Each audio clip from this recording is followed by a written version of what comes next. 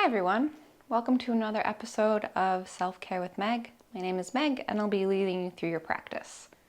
So today we're going to talk about everything that I do when I am injured. So I had a full day of a lot of activity just I think 2 days ago, and it was I went shooting. And then I went to the gym and I lifted and I went climbing and then I gave a massage. And the next day I woke up feeling pretty sore. But as the day progressed, my neck got really stiff and my scalenes and my levators really locked down to the point where I can't really turn my head. I have a little bit of range of motion side to side.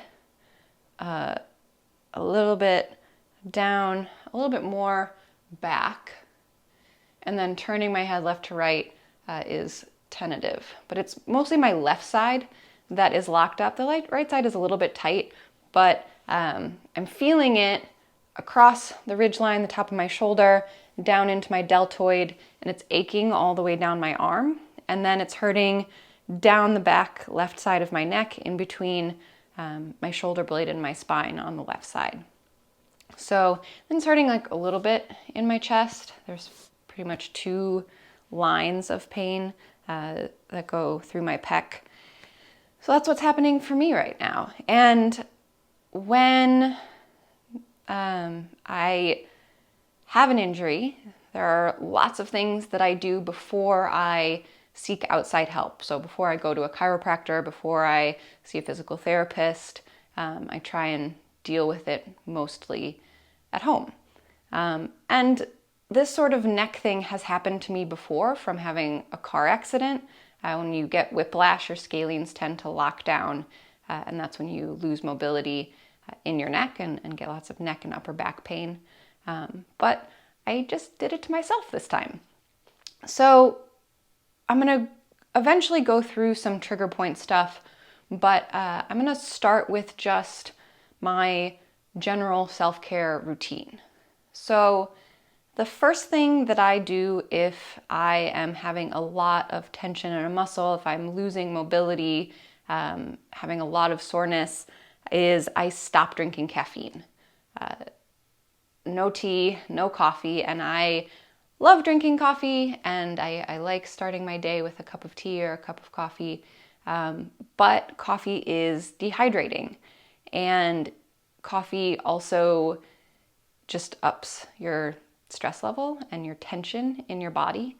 So anything that I can do to lessen the overall tension in my nervous system and my muscular system, I'm going to do that. So instead of drinking coffee in the morning, I've been drinking some ginger or some turmeric tea, or having a cup of bone broth. I make bone broth, either beef or chicken usually. And I still like to start my day with a warm or hot beverage because it's part of my ritual. And that ritual is really, I think, what wakes me up even more than the caffeine. Of course, the caffeine does its job. It's a drug, it's effective. But to cut out the ritual altogether is going to have much more of an effect. So if you're a habitual coffee drinker, tea drinker, and you're feeling really stiff, you're having sore muscles, it's good to cut that out, at least while you recover, and allow yourself to get better hydrated, and still not you lose your morning ritual. So just pick something else to drink. And then the second thing that I do is, because I am trying to get hydrated, is I drink a ton of water. And that can be in the form of herbal tea, bubbly water, whatever. But I try and drink about a gallon of water a day when I'm recovering. I don't drink quite that much when I'm just being regular and just on a regular day. But being really mindful of your water consumption. And because I'm drinking so much water, I also tend to take electrolytes. I'll either use Noon or Element brands. Those are just the brands that I tend to use for electrolytes. And I live in Texas. It's super hot. I mean, it's super hot everywhere right now, really. But if I am spending any time outside in my garden, I'm going to be sweating a lot. And I also don't keep the air conditioning super cool in my house during the day. So either way, I am sweating and losing salt from my body. And when I'm trying to hydrate a lot, that can also flush out some salt. So you need to replenish that if you're really trying to up your hydration game. So yeah, those are really like the first couple of things that I do and try and just immediately go to when I have any dysfunction in my muscles. And then when I'm really stiff or sore, just being careful to not move my neck that much. I'm trying not to brace also. If movement does come naturally, I am going to let my neck move. I'm trying to relax as much as possible and not brace, because bracing around a injury or around a tension pattern can actually make it a lot worse. But then I use essential oils, and I use doTERRA brand. That's just the brand that I like. And they make a blend called Deep Blue. And Deep Blue is going to have wintergreen, camphor, eucalyptus, ylang ylang, chamomile, blue tansy, helichrysum, peppermint, and I think that's it. And it's like icy hot, but made from essential oils, and I like all of the ingredients that are in it, and it is very anti-inflammatory. So they make it both in a essential oil that is just, a regular liquidy essential oil that you can mix with coconut oil or a carrier oil of your choice, rub it on wherever you're sore. They also make it in a cream. I just find it easier to use this way. So I'll put that on the entire affected area. So all the way up my neck, all the way up the back of my neck, in between my shoulder blade, and across my chest. It's probably loud. And it gets tingly, which I think is pleasant. It gets cold, which I also think is pleasant. And several of the things in there, blue tansy being a big one, is going to reduce inflammation. So if you sweat, it's going to burn. So not something to wear if you're going to go play outside. And I have it on my hands now. Don't touch your face or your eyes, because it's also going to burn. Don't touch yourself anywhere else you don't want to be burned. That is sensitive. So just things to keep in mind when you're using those kinds of products. Other essential oils that I use are turmeric and copaiba. So copaiba is kind of like CBD in its effects. So I'll take it internally from doTERRA, because they're therapeutic grade. You can take them internally. So I'll put a drop underneath my tongue. I'll also rub it on my muscle topically. And then turmeric, I really more take internally for the anti-inflammatory response. And then the last thing that I'll take sometimes before bed is CBD. I have Early Bird Gummies, and these are made in Austin. The guy who owns it is a great guy, and they're really effective.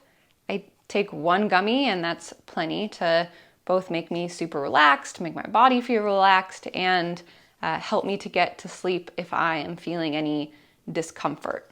I'm kind of sleep sensitive. It can be hard for me to get to sleep if I'm hurting in any way. So taking a gummy can really help to relax me and make it a lot easier to get to sleep and just make my body feel good. So yeah, I have, again, Early Bird Gummies. You can get them. So at the yoga studio that I work at, Suka, we sell them there. And we sell them all over in Austin, because it's an Austin company. But you can also get them online or whatever CBD you like to use. So those are all the things that I sort of take, or products that I use to help support healing. And then I also have some rituals that I do to help me relax. One of my favorite ways to relax is in the bath. This is my sanctuary. And especially when my neck is hurting like it is right now, just soaking makes me feel a lot better on its own, but also is a good precursor to stretching and to doing trigger point, because then your muscles are warmed up without having to do exercise or, do things that you don't really want to do when you're hurting physically. So yeah, today I did Epsom salt and copaiba essential oil. It's kind of like CBD in its effects. Also smells slightly like manure, but in a more earthy and pleasant way. And also Serenity. So Serenity is Restful Bend. These are both doTERRA oils, so this one's a blend, the other one's just all by itself. And Serenity has lavender, cedarwood, hoe wood, lang lang, marjoram, Roman chamomile, vetiver, which is my favorite oil, vanilla, and Hawaiian sandalwood. So mix, I think, 3 or 4 drops of each of those and about a cup of Epsom salt. And the bath is really hot. You can tell I'm sweaty. I haven't actually gotten my hair wet. I'm just sweaty.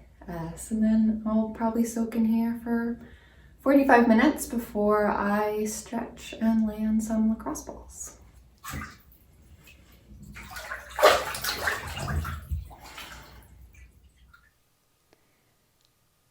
All right, so after I am all warmed up from taking a bath or a hot shower or just using hot compresses, I have some movement that I go through, and then some trigger point exercises to help release both scalenes, Peck minor, Peck major, traps, and levator, and then I'll get into the delts a little bit as well.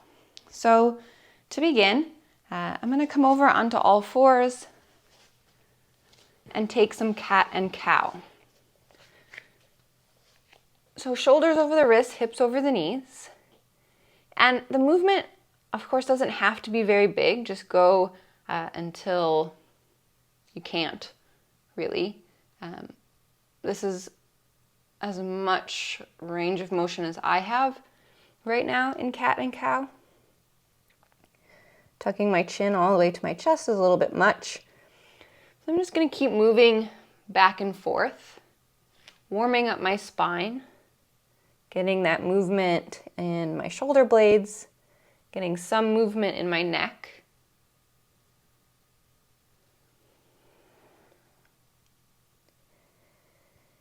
And whenever your shoulders are sore, your neck is sore, your chest is sore, your back is sore, it's good to do cat-cow to support range of motion and movement in your spine. It's a really good exercise to do when you wake up in the morning and just for spine health in general.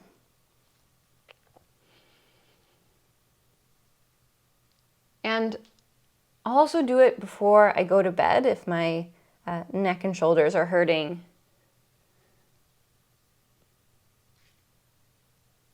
Usually, again, after taking a bath or taking a shower, just to loosen all of that up before I lay still for, 7 or so hours. And I find that as I move, my range of motion improves.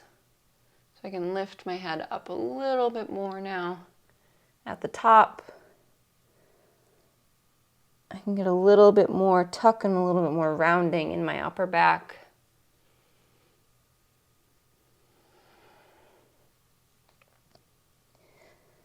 All right. After a few minutes of cat and cow, I'm going to come onto my knees and then see if I can lean my head back and stretch into my scalene. So I'm just going to reach my fingertips down towards the ground, really try and lower my shoulders, and just pulling down on this left shoulder right now feels like a stretch. And then I'm going to bring my right ear towards my right shoulder as much as I can. And just let the weight of my head fall over to the side.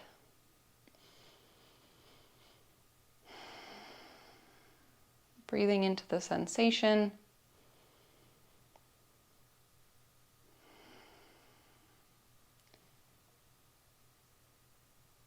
Taking 5 to 10 breaths here. I'm going to rotate my thumb up towards the ceiling, see if that external rotation, intensified the stretch down my arm. So I rotated that left hand open so the thumb faces up. Now I'm going to tip my head back ever so slightly. That's a lot. And again, trying to breathe into it. Our scalenes help us take deep breaths. They help that expansion in the top rib, the rib that is actually behind the collarbone.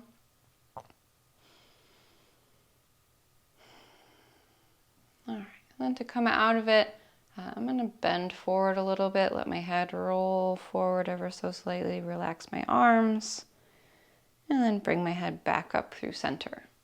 So stretching, but being gentle. You're not jerking your head over. You're not letting your head fall completely back, even if I could let my head fall fully back. Doing that much opening, doing some really intense stretch can make the muscles lock down more. So just being gentle, not going to your maximum. All right, so now I'm gonna do a chest opener, wishbone pose, but I'm gonna try and get into my pec minor even more. And I'm gonna do that using a block. So when we stretch our chest, moving the elbow back behind the shoulder is gonna open the chest, stretch the pec. Once you have that opening, if you bring the angle of the forearm back, like you are trying to throw a pitch as a pitcher in baseball, right? Moving the hand back, winding up.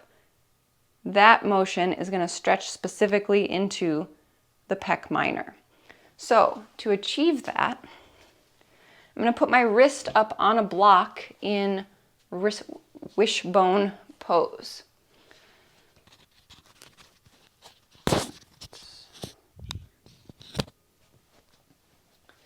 So come down onto your belly, and I'm just going to do my left side because my left side is the one that hurts. And I'm going to place a blanket underneath my head, and I am going to turn my head to the side.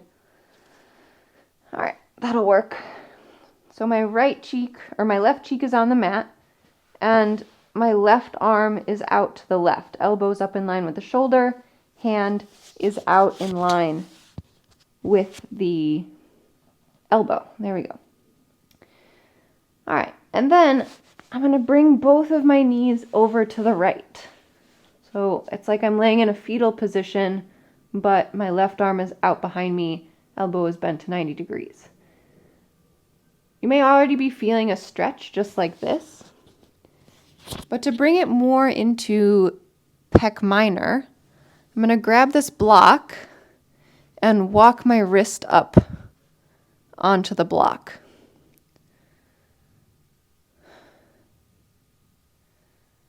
And if that is too much, you can of course have that block down at a lower level.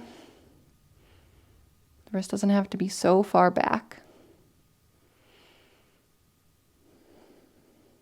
Then breathe into that opening.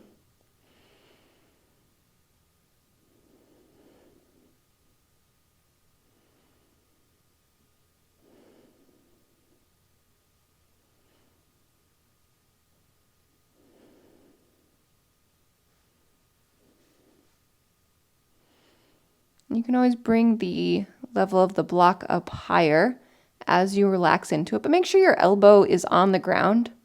So if your elbow is floating up off of the ground, bring the block down to a lower level, use something else to support your wrist so that you can keep that grounded, because it is just moving the forearm back, not moving the entire arm back more.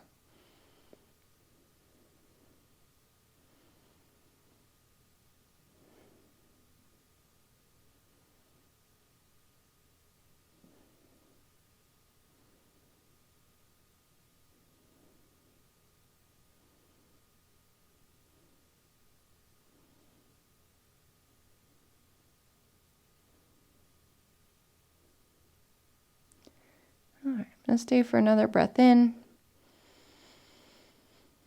another breath out, and then I'll walk my hand off of that block, bring my legs back underneath me, and then my left arm kind of hurts when I press into it, so I'm just going to use my right arm to walk myself back up.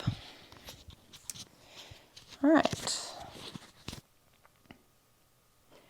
I'm feeling a little bit more open through my neck. The deep blue is definitely still tingling. All right, and then we're going to need a lacrosse ball, and I'm going to get into my levator. So again, to the inner upper corner of my shoulder blade, and this muscle runs from that inner upper corner up the back of my neck, hooks into the base of my skull, and its function is to lift the shoulder. So when that's locked up, obviously the neck is going to feel that tension. So I'm going to do that, and then I'm going to roll the lacrosse ball in towards the spine, so still up in line with the top edge of the shoulder blade, but in towards the spine rather than out here by the shoulder blade. And then I'm going to roll that lacrosse ball all the way down right next to the spine, all the way until it's in line with the bottom point of the shoulder blade. So from here to here. And that will be rolling the traps all the way from upper traps to lower traps.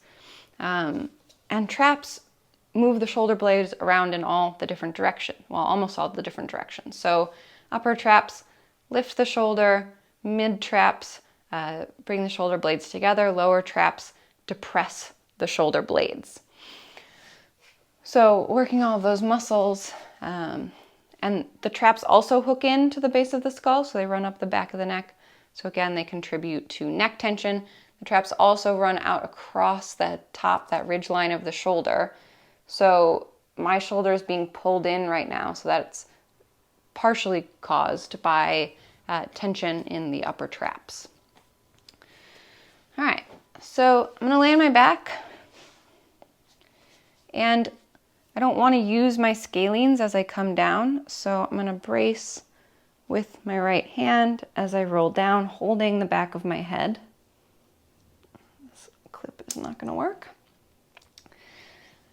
All right, and then placing the lacrosse ball again to that, just to the inside of the inner upper corner of my shoulder blade. And then getting some movement, in my arm. Seeing where I might want my arm to rest here.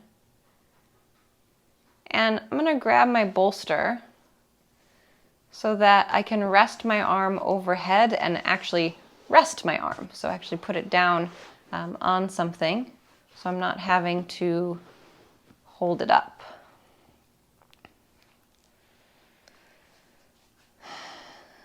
And then I'm going to scan my body for places where I might be holding tension. And I am still sort of holding up my arm, so I'm going to move this bolster over So it is more underneath my elbow. There we go. Let that fully relax. And I'm really feeling this up the back of my neck, even into the base of my skull, a little bit behind my ear.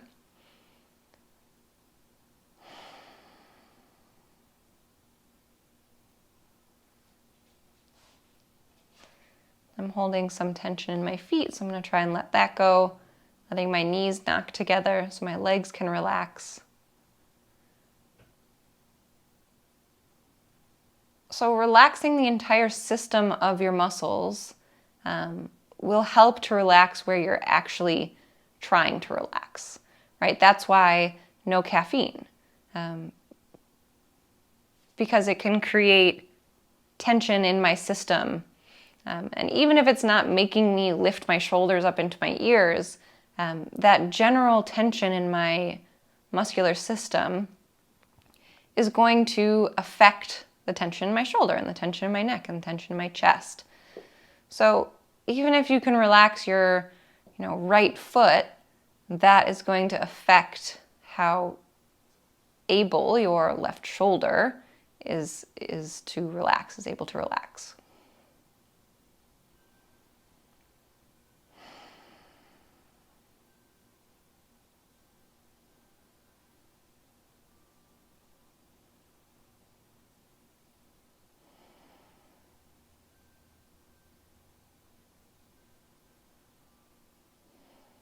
All right. It's really starting to soften. I can feel my shoulder relaxing back, my arm getting heavier. So I'm going to move that lacrosse ball in towards my spine, and I'm just going to move over to the left a little bit to roll it in towards my spine. I'm going to move my arm out to the side a little bit more. This is pretty intense. My traps obviously are having a pretty substantial effect on my neck and shoulder situation. So I can feel this all the way into my forehead, behind my eye. It's really pulling into my neck and it's pulling out towards the head of my shoulder. So I, again, just move that lacrosse ball. It's not a big movement. Ooh. Movement. It's a little bit hard for me right now. So it's not a big movement of the lacrosse ball. I just rolled it straight towards the spine, so in medially, until it's right next to the spine.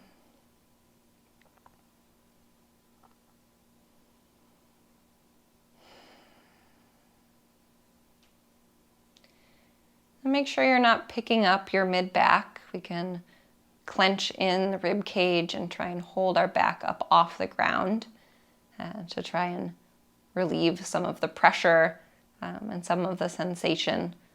So try and relax that down, be as heavy as possible.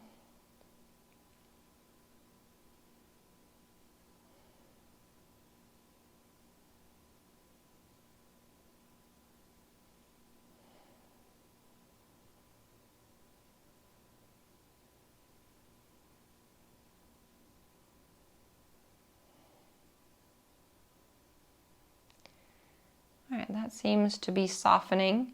So now I'm going to roll in the direction of my head so I can move the lacrosse ball down a little bit, still keeping it in close to my spine. Move it down about an inch.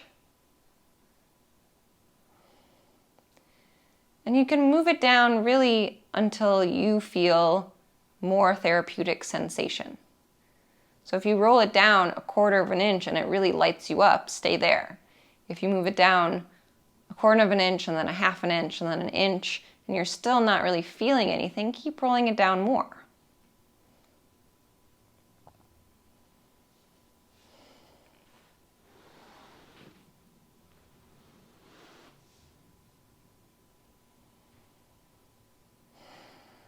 So I'm more in my middle traps now. Ones that help to bring the shoulder blades together.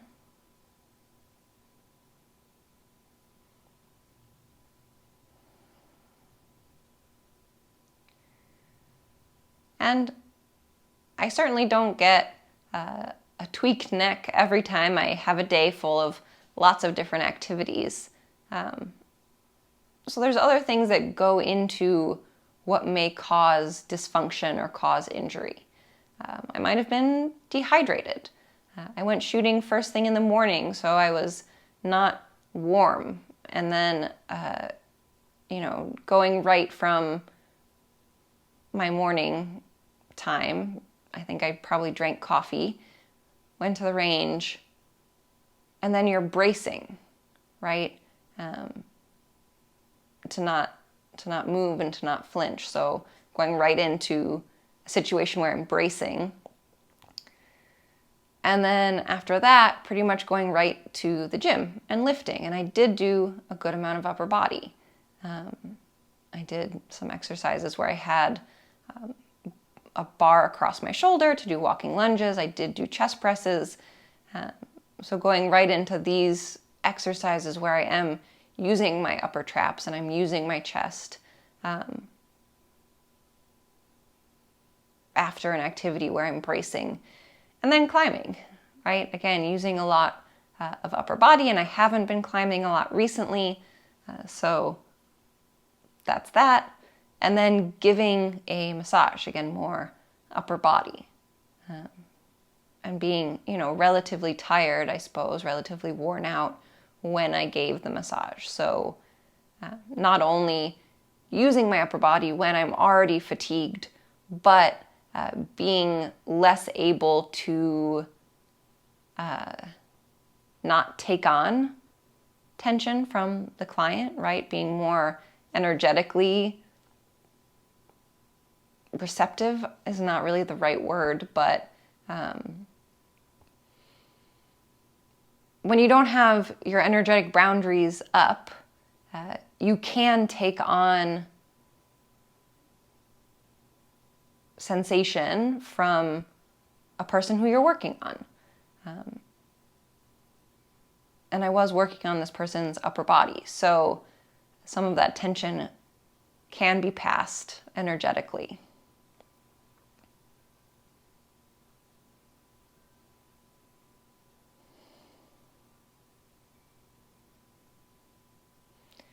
All right, I'm going to move the lacrosse ball down a little bit more. Still staying close in towards the spine. I'm going to be more in line with the bottom point of my shoulder blade in my lower traps. And again, these muscles help to pull the shoulder blade down, to press the shoulder blade, especially under load. So if you're pushing yourself up out of a chair or doing dips, as you're pushing, your lower traps will help to keep your shoulder blades down where they belong under load.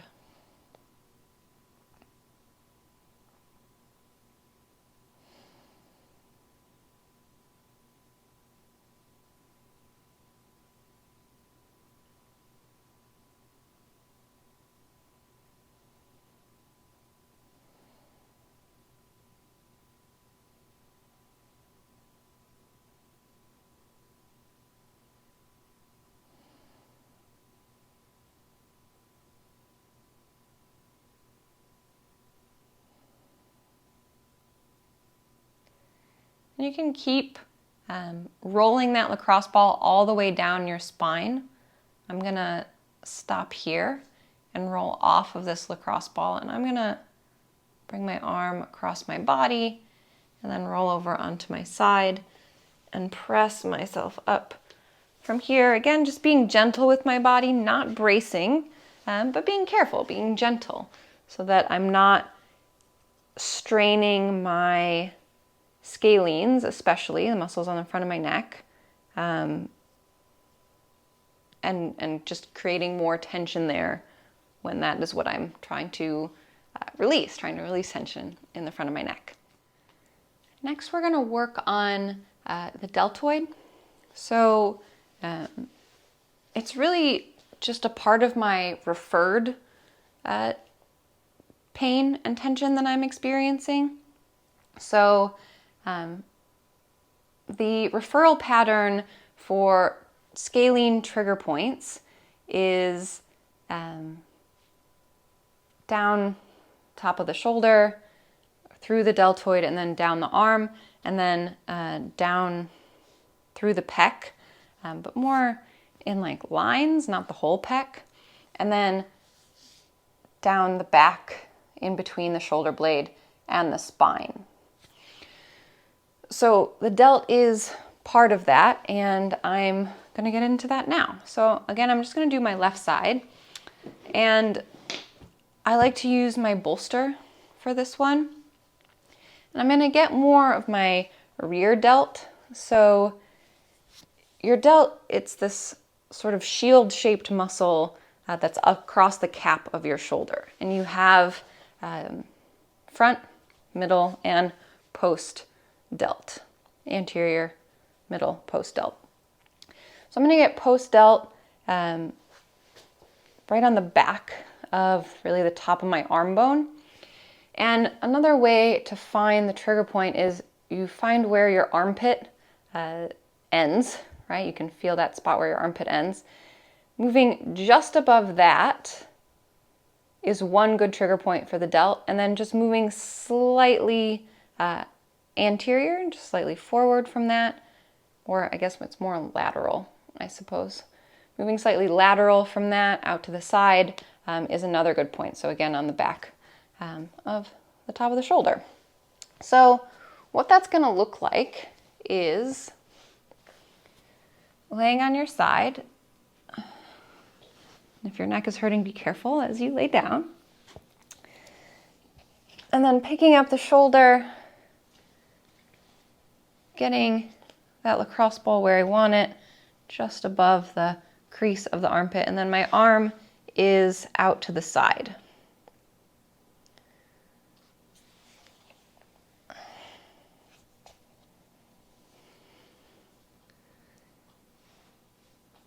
Yeah, and then the radiation of sensation is going to move down your arm from that. So that's what I'm feeling right now. I don't really feel it upstream from where the lacrosse ball is, but I do feel it down my arm.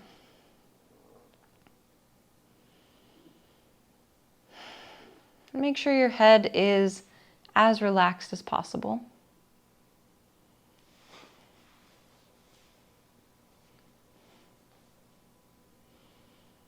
You're not holding up your head, you're not clenching in your jaw. You're letting everything rest on the bolster or on the ground.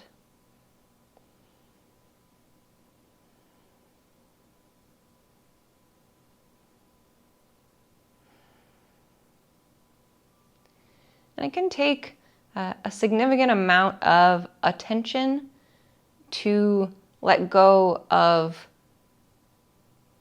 the tension of bracing, right? If you're nervous around an injury, especially, right? You don't want to hurt it more. You don't want it to hurt at all. And especially if you know that if you move suddenly or move too much or move in a specific direction that it's going to hurt, your subconscious is going to try and protect you from feeling that sensation. And that's when you get splinting and bracing. And it's not helping you heal. It's probably making it worse. All right. I'm going to roll this a little bit more anterior, so a little more towards the mid delt, and see if I can get into that mid delt, and bringing my hand down a little bit just to make it easier to balance on this lacrosse ball.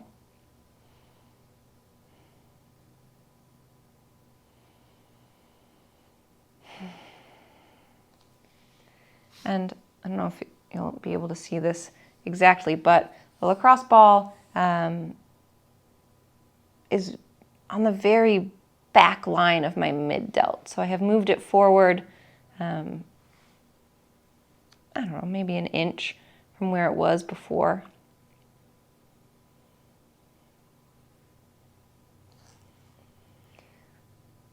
So yeah, bracing.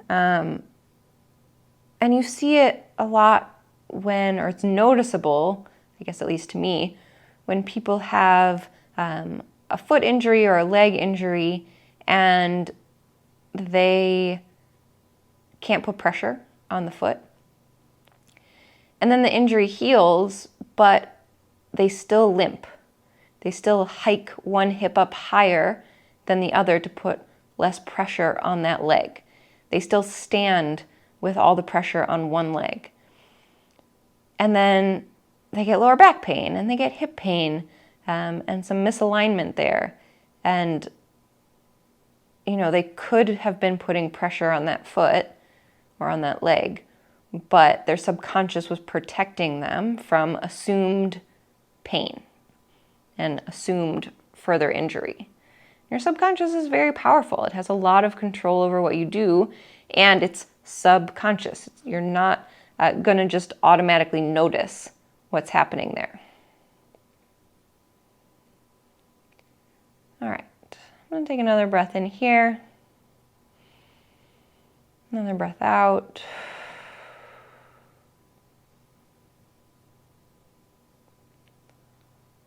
That breath actually helped me sink into it a little bit better, so I'm going to stay here for just another second. Oh, the power of breath. All right, and now I'm going to press myself up off of this lacrosse ball and come back up to a seat. So that's most of it. I am feeling, the bath really did help a lot, but I am feeling more range of motion now, certainly than I was before or earlier today. And then I might do this whole routine again later today on my own. And then if by tomorrow I'm not feeling significantly better, I'll probably go see a chiropractor and get maybe some E-stem where they zap your muscles, maybe some cupping, and an adjustment to see if that will help. And then of course massage is the other thing. So I hope that was helpful. It was certainly helpful for me in my recovery. So if you happen to get a neck injury, these are all good things, or a neck, tweak your neck, get whiplash, anything like that. These are all good things that will certainly help. And all of the other therapies besides what I did specifically for my neck with the trigger point and the stretching can be applied for any sort of soreness or tension or lack of mobility that you experience. Heat, cold, resting, anti-inflammatory, avoiding caffeine, hydrating. It's going to help your body to heal. So thank you for watching. Thank you for practicing with me if you are following along. And until next time, I hope you can let something go.